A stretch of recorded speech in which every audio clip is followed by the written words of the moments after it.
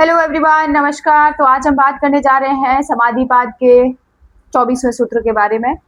इससे पहले हम 23 सूत्रों के बारे में चर्चा कर चुके हैं और आज जो हम चर्चा करने जा रहे हैं वो है हमारा 24वां सूत्र। सूत्र कुछ इस प्रकार से है।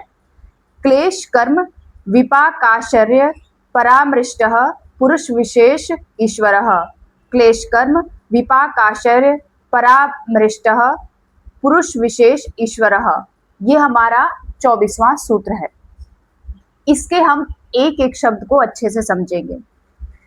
क्लेश कर्म विपाकाशय मीन्स है क्लेश, कर्म, विपाक और आशय।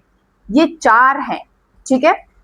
इन चारों से कौन क्या क्या है? एक है क्लेश, दूसरा कर्म, तीसरा विपाक और चौथा आशय।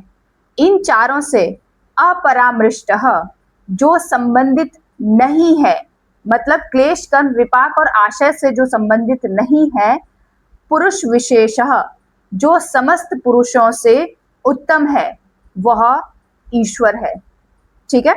इसकी व्याख्या अच्छे से समझते हैं। व्याख्या कुछ इस प्रकार से है जो कि पतंजलि जी द्वारा कही गई है।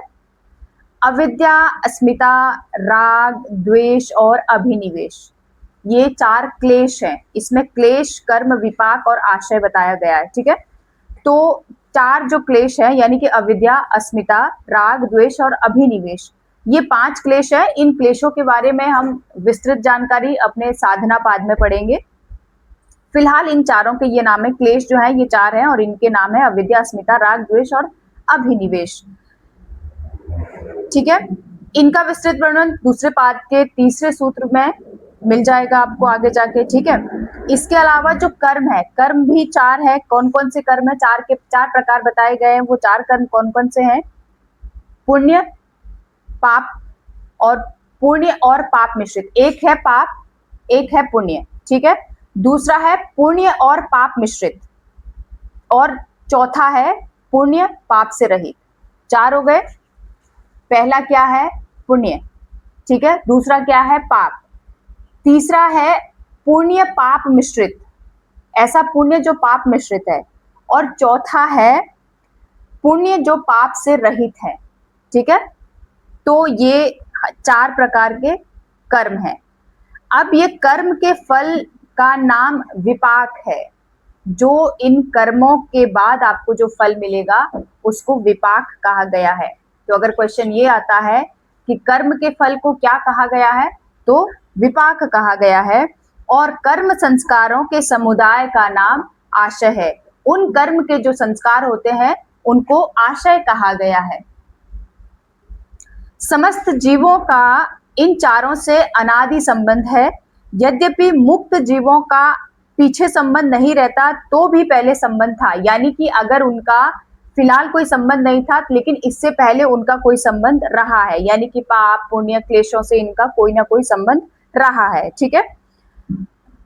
संबंध था और ना होने वाला है। इन कारण उन मुक्त पुरुषों में से भी ईश्वर विशेष है। यह बात प्रकट करने के लिए सूत्रकार ने पुरुष विशेष पद का प्रयोग किया, यानी कि जो इन सब में भी श्रेष्ठ है उसको पुरुष विशेष कहा गया है, ठीक है।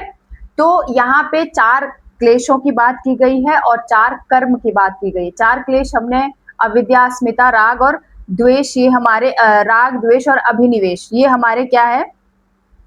4 क्लेश नहीं, सॉरी, क्लेशों की संख्या 5 है, ठीक है। तो क्या क्या है? अविद्या, अस्मिता, राग, द्वेष और अभिनिवेश। और कर्म 4 प्रकार के हैं, ठीक है। ये इस सूत्र में समझाया गया है। तो आई होप आपको ये समझ में आया होगा कि कर्म के फल का नाम, कर्म के फल को क्या नाम दिया गया है? विपाक नाम दिया गया है। और जो कर्म के संस्कारों के समुदाय का को नाम दिया गया है वो आशय है। विपाक और आशय आपको बहुत इंपॉर्टेंट है, ये दोनों ही आपको याद रखना है कि किस स्थिति में क्या कहा गया है, ठीक है। तो ये था हमारा 24वां सूत्र। आई होप आपको समझ में आया होगा और अगर समझ में आया है तो प्लीज वीडियो को लाइक जरूर कर दीजिएगा। चैनल पर अगर नए हैं तो चैनल को भी सब्सक्राइब कर दें, बेल आइकन का बटन दबा दीजिए ताकि आपको न्यू वीडियोस के नोटिफिकेशन मिलते रहे। Thank you, thanks a lot, बहुत बहुत धन्यवाद।